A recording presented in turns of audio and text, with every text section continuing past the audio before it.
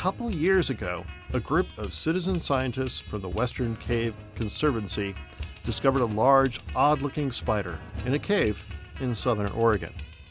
They sent it to scientists in California.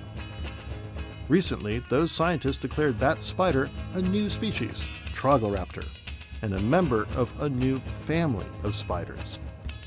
Sounds straightforward, right? Wrong. Science definitely is not a linear step-by-step fashion. And science is unpredictable. It's dynamic. And I don't think it ever concludes. It just keeps going. To communicate the real process of science, Judy and her colleagues developed this science flowchart to better explain how science works. You may start in one area and you find the need to communicate with the community of scientists that you work with who might have additional or other ideas, and all of that helps to shape what science is and how we go about the process of science. So let's take a look at the Trogloraptor discovery flowchart.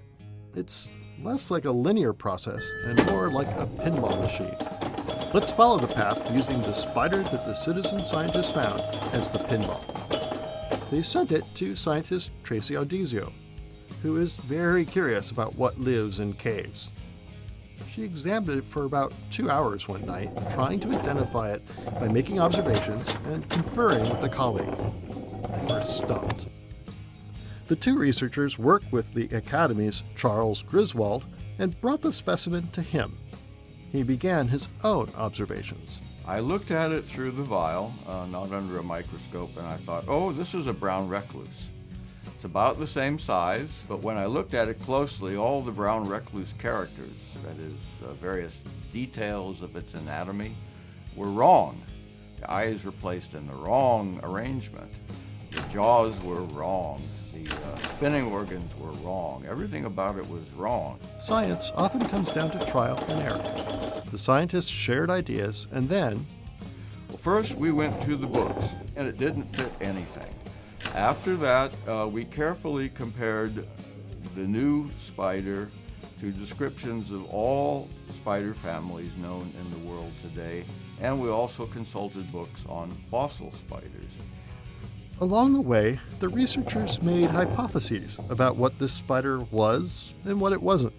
Charles looked at the Academy's collections and others.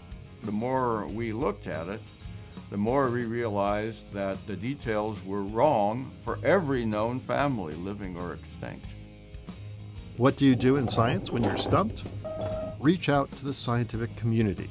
You consult your colleagues who are knowledgeable, who know some things better than you do, and present the case for your conclusions, the evidence, and ask, what do you think of this? The word came back that, no, we've never seen this before. They made a hypothesis. We believe it's a new family related to the goblin spiders. But to suggest a new family is a very big deal.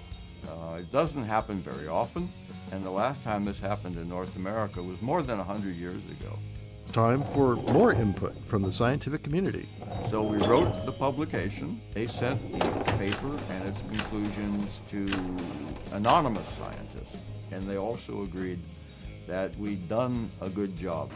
So let's celebrate. Wait, remember what Judy said? And I don't think it ever concludes. It just keeps going, keeps going, keeps going. And that's true with Trogloraptor. In the arachnology lab at California Academy of Sciences, we're very interested in this major group of spiders. And we have a big team of scientists, students, postdoctoral researchers, who want to understand the evolution of goblin spiders.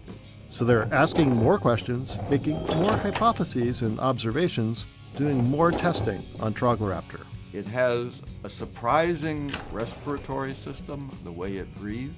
The remarkable claws, which caused us to give it its name, are the subject of an anatomical study. Facundo Labarca actually dissected the feet of Trogloraptor and looked at the attachment of tendons.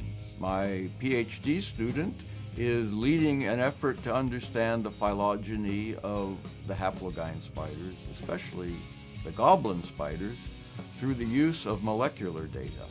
And Trogloraptors in general? Those spiders live happily on in that cave, and probably other nearby caves. The caves are protected.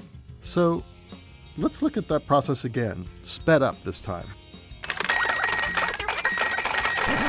Pinball machine, right? And this process is true not just for scientists, but the rest of us too. We all do science every day. We all make observations, we ask questions, we communicate with people we know about our ideas, we come back to those original ideas.